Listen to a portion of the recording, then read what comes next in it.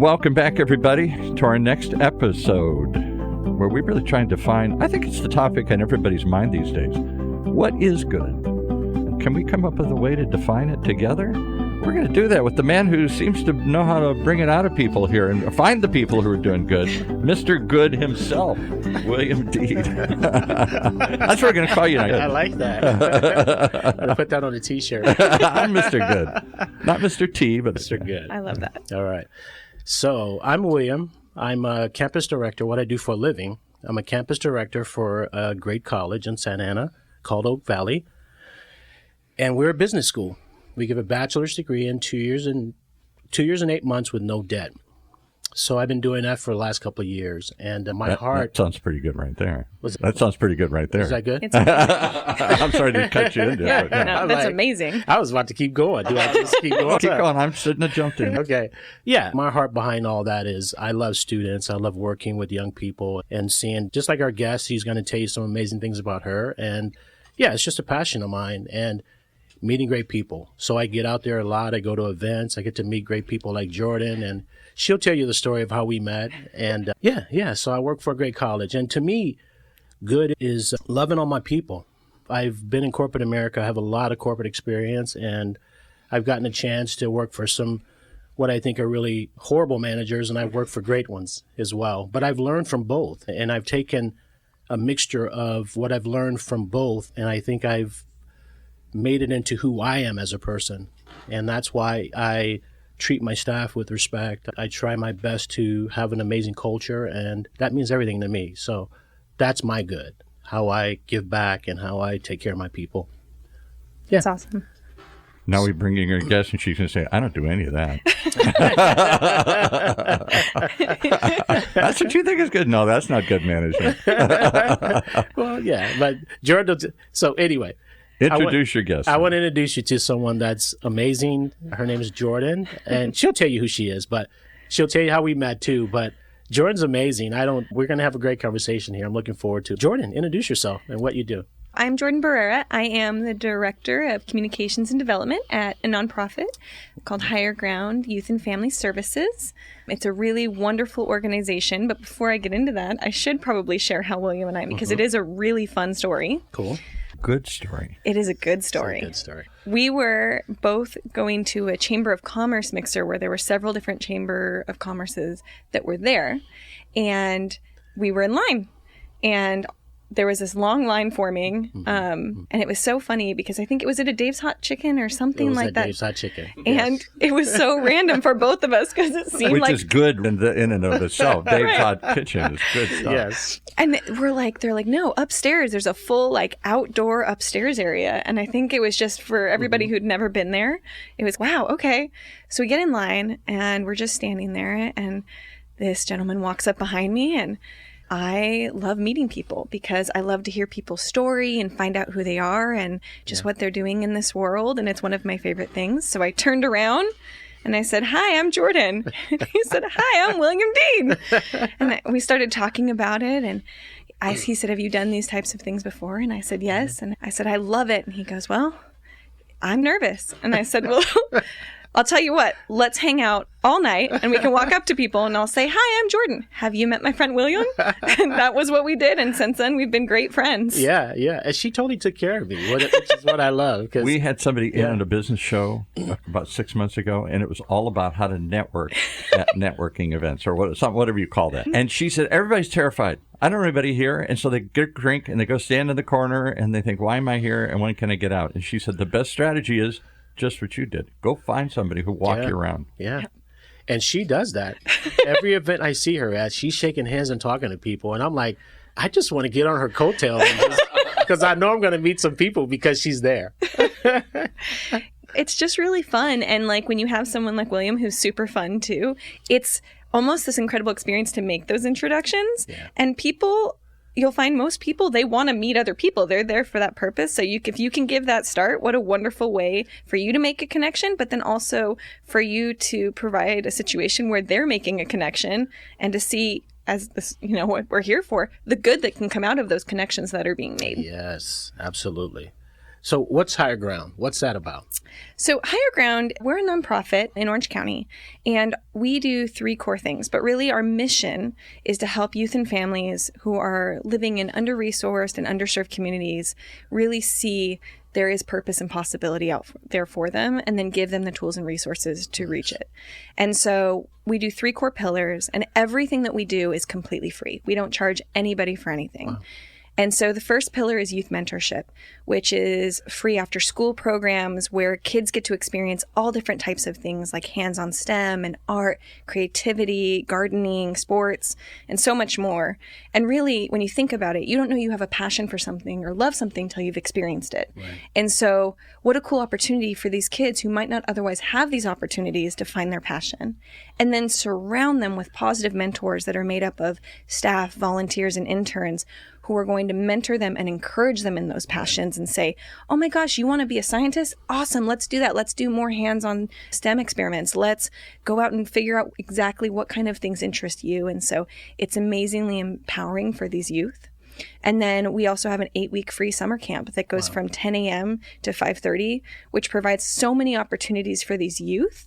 But also think of the benefit for the parents who finding childcare during the summer is so hard and so expensive. Right. And so they can bring their kids to this program, and then they're able to know that their kids are in a safe environment while also the kids are getting mentored. And so it's a really wonderful partnership with the parents. Yeah. The second pillar is family wraparound care. And that's because we know that poverty is cyclical. We know that abuse is cyclical. And we know that a lot of parents, they're parenting the way they were parented, right? We know that a lot of families haven't had the opportunity because they were these youth. They don't know the ways and the paths forward to reach their potential, to find their purpose and see life's possibilities. And so we wrap around a whole family. So we have completely free mental health services for kids and for adults. So individual, grief, trauma, marriage, behavioral, you name it, where we are able to provide these services at no cost to these youth and families. Wow. We also do case management where we are able to work with families to help them get connected to resources. So a recent study was done in Anaheim that found one of the number one reason that youth and families are not utilizing services is because they do not know they exist. Wow. And so one of the biggest barriers we can remove is having a family come in and share their challenges and then saying, oh my goodness, either we can help you or we have a huge network of other nonprofits and community resources, and let's get you connected and plugged in there. Wow. And one of our newest things is we have a bodega, which is basically a completely free grocery store where families can come and get food. And I always tell people it's not a food pantry, because a food pantry, the mission is to provide food, and food pantries are incredible. Right. But they can serve hundreds of people.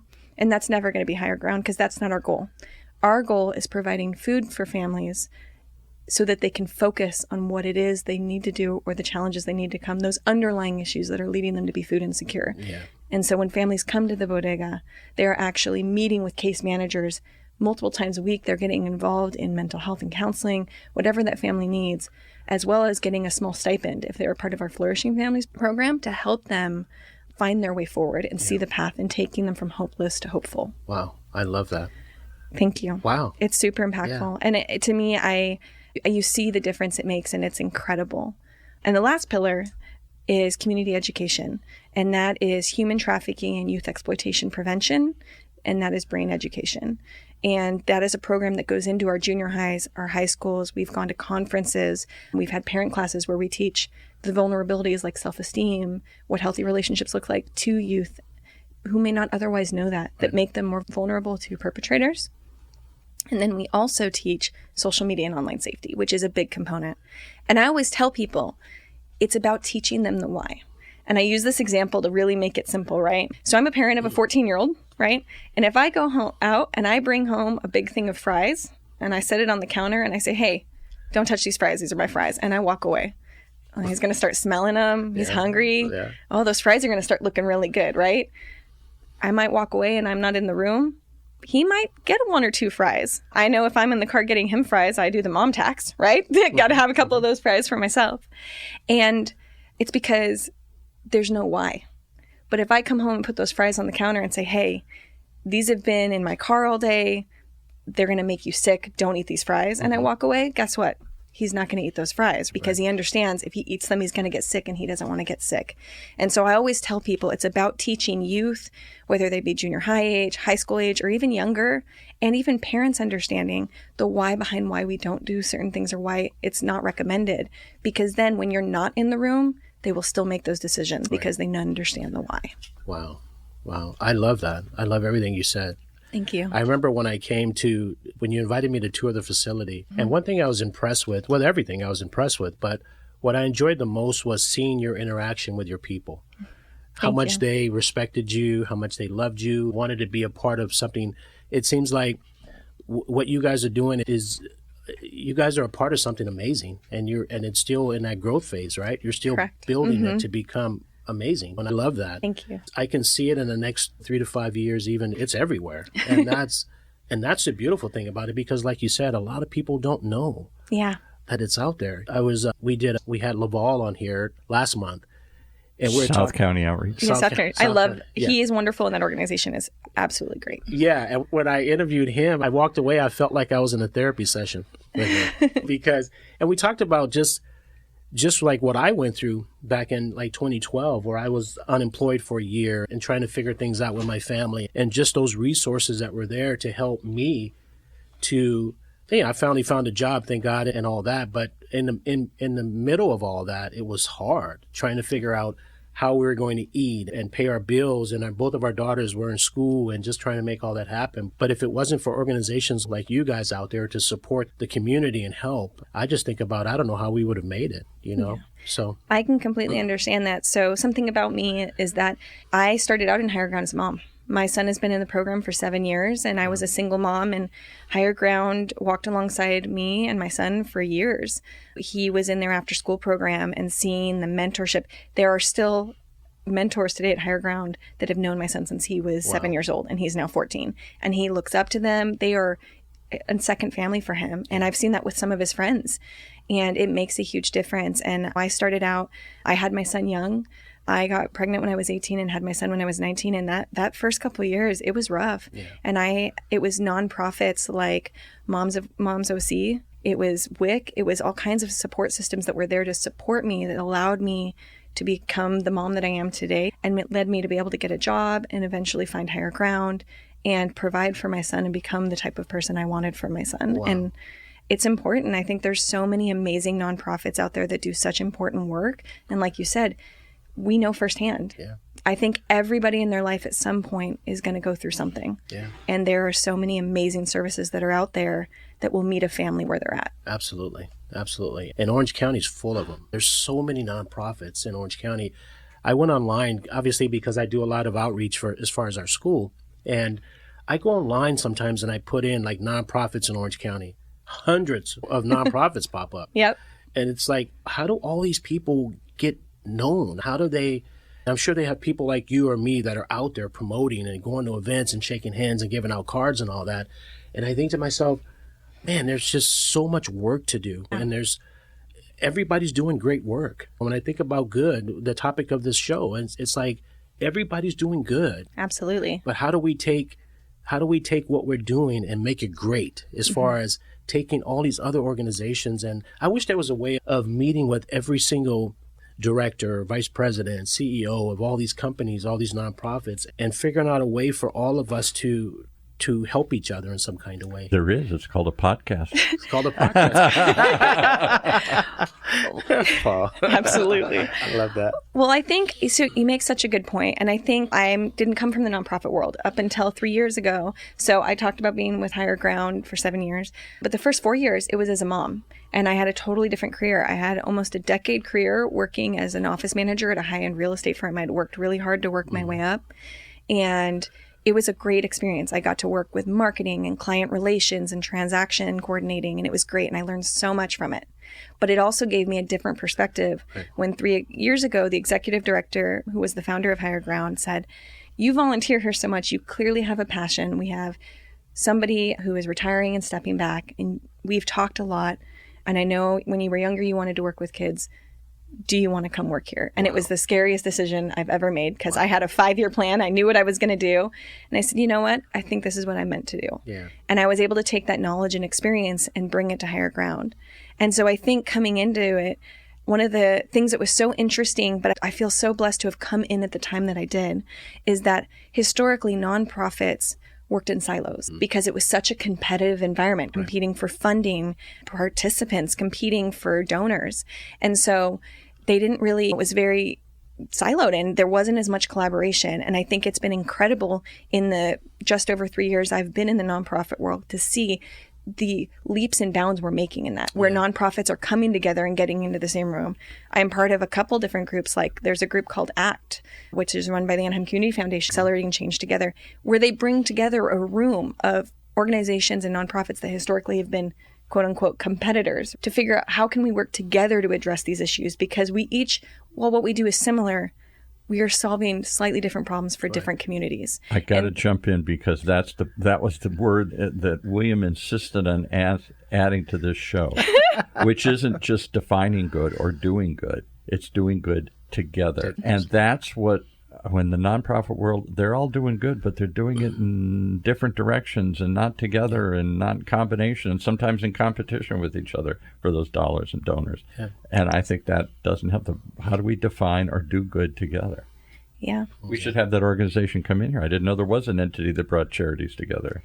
Yeah, it's wonderful. And there's been a few of them, but absolutely. Janice Heckel, she's the executive director, and it was such a great thing for them to do because you have these organizations now working together on grants, working together on addressing these issues and they did an assessment of the city of Anaheim to look at, okay, what are the issues that our community is saying we have and how do we work together to solve them rather in silos? And I think that's where you really have a lasting and deep impact is when you come together. Yeah, absolutely. Absolutely. And I'm going to continue to reach out. I reach out to everybody and I see the director of this organization, the president of this organization. And that's my mission, is to figure out a way to bring all these nonprofits together to start doing stuff, because we're all doing great things and we're all trying to help the next generation in a sense through helping parents or us educating their kids and sending them off into the world to do great things. But yeah, so you said you ended up in this by just being a parent and having your child being in that organization.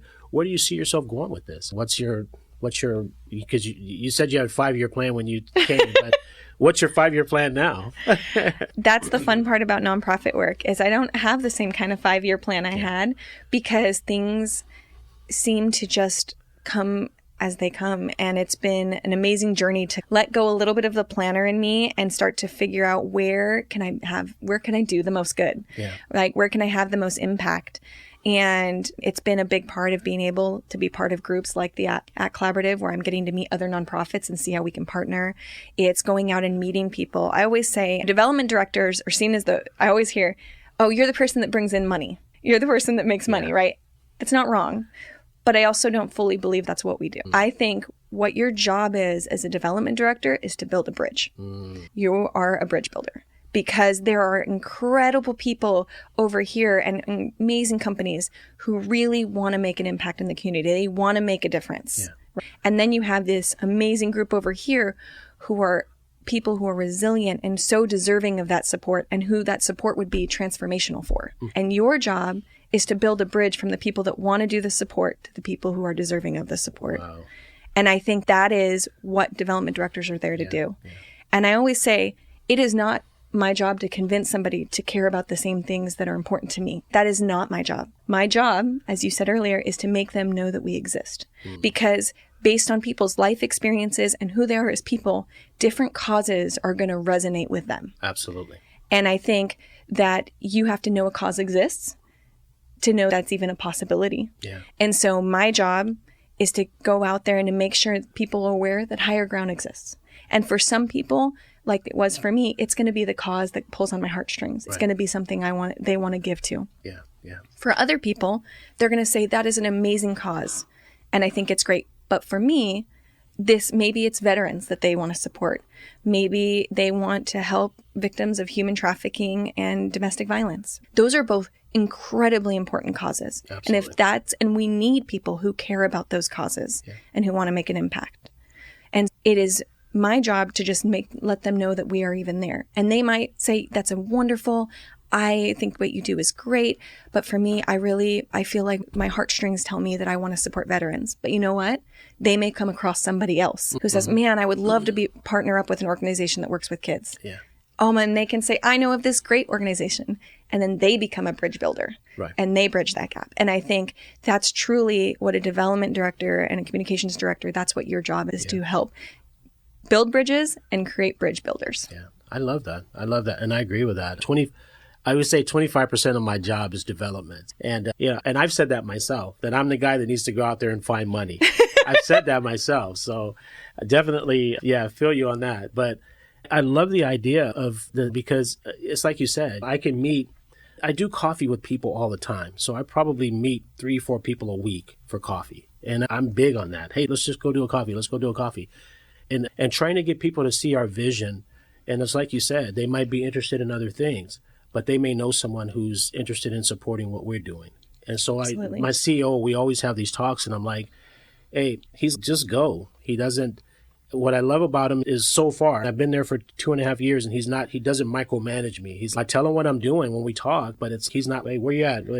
What were you doing the last 15 minutes or this or that? I'm honest with him. If when I'm out there, I'm like, hey, I was at an event, I was doing this, I was doing that, and he's just do it.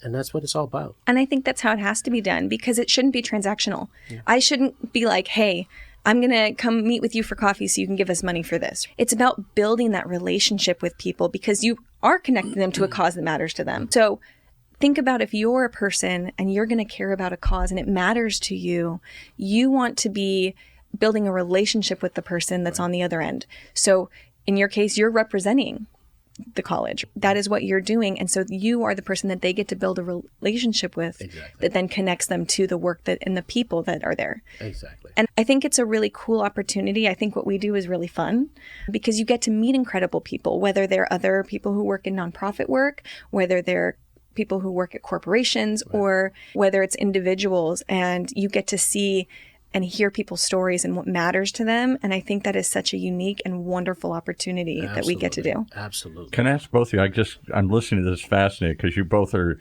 geeking on this world that you live in of raising money and working and do good.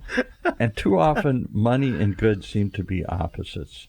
I'm not saying money's bad. We need money to eat and to grow and to fund all these things. But if the purpose becomes just money, I feel that way. I'm sorry to say, many charities. You give once, and then all of a sudden you get hounded, and you want to go away. I gave you money once. That doesn't mean every 5 minutes you're going to hit me up for more money here. And it drives me away from it. So it feels like the money is the only purpose to get more and more and more. So how do you, both of you, we'll start with you guys. How do you define good in your organization? You're both trying to do good.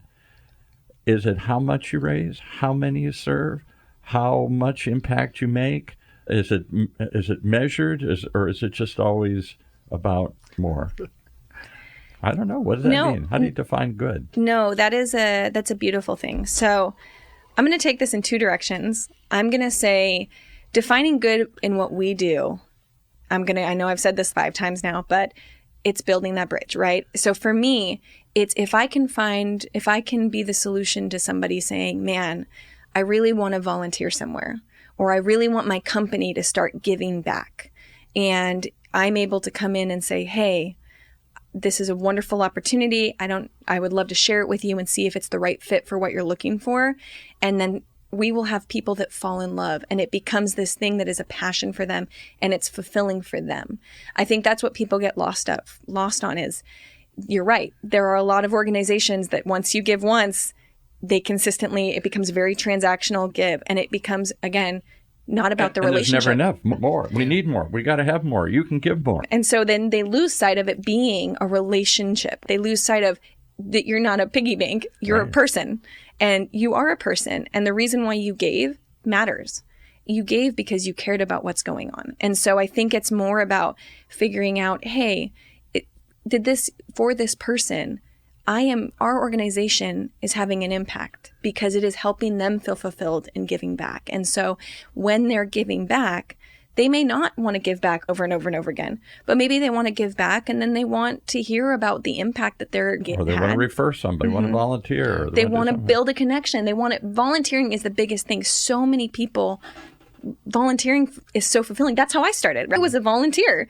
And so I volunteered when my son was there. And that's how I ended up working there, because it was fulfilling for me. And so keeping in mind that the people on the other end of that money, on the other end of those checks, are people who are being fulfilled by being able to contribute to the organization. And then remembering that contributing looks like more than just writing a check. Contributing looks like volunteering. It means building connections. It means having a real relationship with the people on the other end. Yeah. So I'm hearing it being very personal, one-on-one. Good is the one-on-one people we serve, the one-on-one people we connect with. We don't just come up with a list of donors. We don't just come up with a spreadsheet for profit and loss or whatever, profit and loss, but whatever. Yeah. You know what I'm saying? It's more than just an accumulation. It's somehow a connection. And I guess that's what I've been missing. I don't feel many connections with most of the church that I give to. There was something that made me give, and then they quickly drive that out of me. Yeah. And it's heartbreaking because that's not how it should be. And I feel like too many development directors get caught up in the numbers. You asked about, like, how do we track it? And I think, unfortunately, people get stuck in those numbers. And that's where you have that loss of relationship. And then you lose people who, I always say, one of my favorite quotes, nobody can do everything, but everybody can do something. And if everybody did do something, that is how we would transform the world. What's the association? There's an association for all the professional fundraisers or something. I forgot what it's yes, called. AFP. Yeah. They had a conference downstairs here at UCI's Beal Applied Innovation. I snuck in and listened to it. And one of them said, fewer people are giving than ever before, but they're giving more. So the amount of money's going up, but the amount of donors are going down. Yeah. Yep. And that said to me what you just said, then we better have a relationship with them. They better feel connected to us. Yeah. And we better reach out and find a way to get more people connected to us. And I think that's it. I think fewer people are giving. Could go on and on about the reasons why there's less people giving.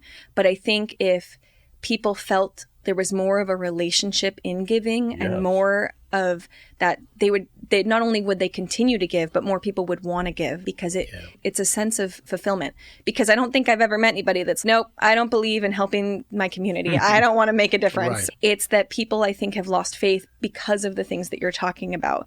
They're afraid to give because they don't want to get hounded. They're afraid to give because they don't know where the money's going, or they feel uncertain of it, or they don't give because they feel like it's not enough and it won't make a difference. And I think that it's important that we help people realize that their gifts matter, but more than that, it's the fact that they're doing something and wanting to make a difference that matters. Absolutely. What do you think, William? Are we on the right track here? I agree with everything she just said. I love it. For me, I always think, my president always says, don't ask if you ask for money, you'll get advice. If you ask for advice, you'll get money. That's great. And so Explain that. All right, so I'm thinking about that.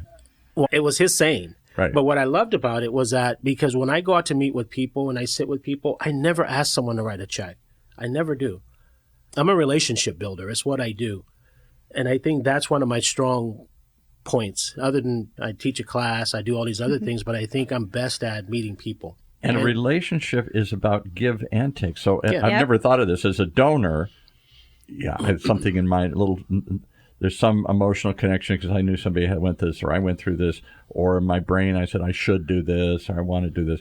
But if I don't get something back in return, then it's just money out. Yeah, exactly. And I need to get something back, some feeling like I really did make a difference, or I did really connect with the people you're serving, or I did connect with the community, or I brought others in and it became a second family. Somehow there's a relationship that goes on beyond just, oh, it's time to give money. Yeah, absolutely. Yeah. Yeah. And I think that's such a important thing for people to keep in mind, especially right now when funding is getting harder and people, one of my biggest fears, and I've been really excited to see it not happening, was as funding has gotten harder, are nonprofits going to go back to being siloed? Are people going to go back to being transactional because they're living in a world of scarcity? Yes, it's that scarcity mindset. If they give to me, they won't give to. If they give to them, they won't give to me. Yeah. And unfortunately, that mindset actually doesn't serve the community. I always tell people, we did not get in this because we wanted our nonprofit to succeed. We got into the nonprofit world because we wanted to make a difference. Yeah. And if you zoom out, you have to look at what is the best way to do that. And that's when we succeed together, not by ourselves. Yeah, absolutely. Absolutely. That's huge. And for me, it's the same thing. I look at these kids and I'm like, man, my heart is to, I always say when I do interviews at places, I'm like, they're like, why do you do this? I'm like, because nobody came to get me. When I was in high school, nobody came to get me. That I don't remember a college coming to my campus. I don't remember somebody talking to me about school. My mom raised 8 kids and she just worked. It was like, look, just don't break the law, become good people, and live your life. I can't honestly remember one time that my mom talked about college. I cannot remember it, ever. But I knew I wanted to. There was no 5-year plan? No. No. She was like, look, just get a job. Don't break the law. I don't want to have to bail you out of jail. And it was like, okay, all right. And all my brothers and sisters, we just worked. Yeah. When it was like, I started going to college because I was like, well, I got nothing else better to do. So I started going to college. I wasn't successful at first. And then I figured out the system and figured it out and graduated and got some degrees. But so that's my heart. When I go into these communities with these kids that were raised that way, where it was like, just work by the sweat of your brow and feed your family. I want to help you get a degree and figure out where you don't have to break your back your entire life. Let's figure that out. So you raised, maybe I'm going to get too deep here on you, but it just popped in my head. You both seem to have an intention to do good. Yeah. It's a plan to do good. It's not just, okay, somebody came up and I'll give you $1, I'll help you out, or somebody... Many of us stumble into doing good. We didn't set up, it's like the old Westerns. I didn't come into town to save the town, but here I am saving the town. I didn't mean to do this. A reluctant hero. I don't want to do this. Yeah. But you guys seem to be, is that part of it? If you define good together, is it an intentional act? You have to focus and see it and force yourself and do it and go for it? And Absolutely. Or you just stumble into doing good? No, I think, I'm going to say there's a little bit of both there because I think to do good consistently, it's intentional, right? Because unfortunately, life fills up and it's very easy in the world we live in to get super busy. Yeah. Absolutely. And so you have to be intentional about doing good. And I think that there are moments where you'll have those moments that you stumble into, like you're in the grocery store behind someone who their card declines and you can pay for them and you've done a little bit of good to brighten this world. There are moments like that where you pay for the person and it's coffee who's in line behind you at Starbucks. But if you want to do good consistently and really have that deeper impact, it's about making that choice that you want to do good and then figuring out what that looks like for you. And then prioritizing it. Because exactly. I'm guilty of this. I'll do good tomorrow. Today, I got to pay the bills. Today, I got to cut the lawn. Today, I got to pick up my kids, whatever. I think everyone's heard the analogy where you have the vase and you put the big rocks in first, then the pebbles, and then the sand, and then the water. And I think that people, a lot of times, doing good is the sand or the water. It's the last thing to go in when I have extra time. And I think... when I retire, when I make enough money, Exactly. And it's about, if it really is something important to you and you want to have an impact, it's about making it one of the big rocks that goes in first. Absolutely. Setting that time aside ahead of time and making a difference. And I think to your point, defining good's going to look different for everybody, right? And then even more, it's going to look different for, I'm sure, as how I define good personally, and then how Higher Ground defines good based on the different things that we do. For Higher Ground, defining good means creating an environment where youth who feel alone or feel like they're not worth anything or they don't have a future, they find people and purpose and they know that they matter and that they're important. Yeah. For a family, it means a parent who maybe is feeling completely overwhelmed and hopeless and doesn't see a way forward is able to see a path and feel hopeful and is able to get the resources and tools to achieve what they've always hoped and dreamed of, and sometimes even more than they ever thought they could. Yeah. And I think in general, it's about creating an environment that is not just free from crisis, but that is full of purpose and possibility for youth and families. You keep saying those two words. I've never heard either of those in the charitable word, purpose and possibility. Mm-hmm. Well, those are words that, is that your words, that their words? Where do those words come from? Because I think too many kids, I didn't have any purpose when I was young. Like you said, do the next step, do the next step, do the next step. Yeah. Don't know what else to do. There was no grand purpose. I wasn't, today kids are, I'm going to solve cancer when I'm 12 or something. That's how they're going to get into college or whatever. So they seem to be very thought looking long range. I was looking to the next 5 minutes here. Yeah. And so there wasn't a purpose. And then possibilities. I always felt possibilities because I grew up in a nice neighborhood, but I hear all the time people say, no. We had a woman that came in here on the Hispanic show. I'm not going to go too deep into it, but I think she's a public official now in Anaheim. I'd have to go back and look at the episode. And she was told, and growing up where she was, in a poor Hispanic neighborhood, she wanted to go to college. They said, no, that's not for you. The counselor told her, why don't you go to beauty school or something? Oh, gosh, that's horrible. That's not awful. for you. So bad. Come on, let's get real here. So bad. That's awful. So there was no possibility. Yeah. And so I think those are two big words that I never hear anybody talk about purpose or possibility. Yeah. And I think that they're important words. I think you are completely right. I think that makes the difference for everybody. Individuals, families, even for our employees. For a lot of our employees, we know that they're going to be with us. We're like a landing space. They're with us temporarily, while a lot of them, because it's a part-time job, while they're in college. Yeah. And we can pour into them and mentor them. I think it's really, if people see purpose and possibilities, they have hope. And I think that's the connection right there. And how many of us don't have hope? Exactly. Especially in the world we live in today. Hope for a better life, hope that something good's going to happen to me. We live in this kind of negative society here. Yeah, absolutely. It's a horrible place right now, the world. So Yeah. I still try and look for the beauty in it, but it's getting worse. But it's getting purpose darker. and possibility. I never thought of Purpose those might and be possibility. two keys to start unlocking the door here. Yeah, that's good stuff. Okay. Thank you. Good stuff. So how do people reach you if they want to find out more about purpose and possibilities at Higher Ground here? Yeah, if you want to reach me, you can reach me at my email, which is jordanbarrera@highergroundoc.org. Again, Jordan Barrera at Higherground. Spell that for everybody. Yep, you've got that. Jordan. Good Irish name, Barrera here. I'm not sorry to spell it. So Jordan, Jordan, last name Barrera, Barrera, at Higher Ground, so HIGHER, ground, GROUND, OC.org. Okay. And I would love to, if you want to come see our campus. Where's it at? It is in Anaheim, our main campus. So if you'd love to come for a tour, or like William, I do coffees, and that's always a really fun way to get to know people and to get to talk more. I'd love to connect with you. And this show, Defining Good, is really a bright light in what is a hard world. So if you're not already following these podcasts, I highly recommend you do so, because it'll be a bright moment. Or share it, tell people about it, or give us your comments. I don't know. This show started for me because I met William on a show, and he started talking about the good work that they do, which is pretty impressive. Give the plug again. What does the school do? What's the promise of the school? Oak Valley College, 2 years, 8 months, bachelor's degree, no debt. No debt. That So alone. incredible. So incredible. So I thought, okay, you're doing good. And then he talked to me about his story. And I said, what does that mean? Everybody comes into the studio. Everybody's doing good. Good for a business, good for their company, good for themselves, good for their family, good for the community, good for the world. Everybody's got a different definition of what good is. And I thought, boy, I'd love to show where we meet people who are doing good, find out how they're doing it, and then maybe we can all learn to do it together here. Absolutely. I agree. And I think one thing that you just touched on, I think it's everybody working together.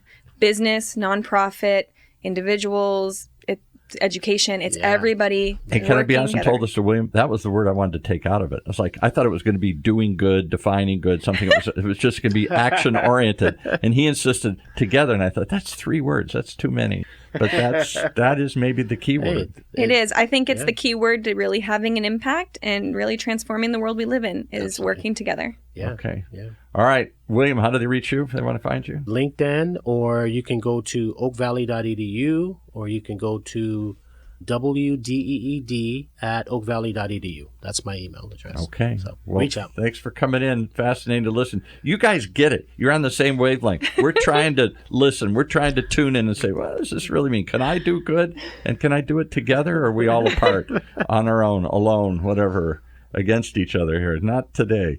Thanks for joining us here on this program.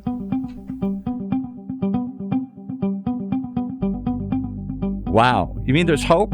We can define good together? Unpacking leadership, loyalty, and doing the right thing. People who are doing it, walking the walk, not just talking the talk.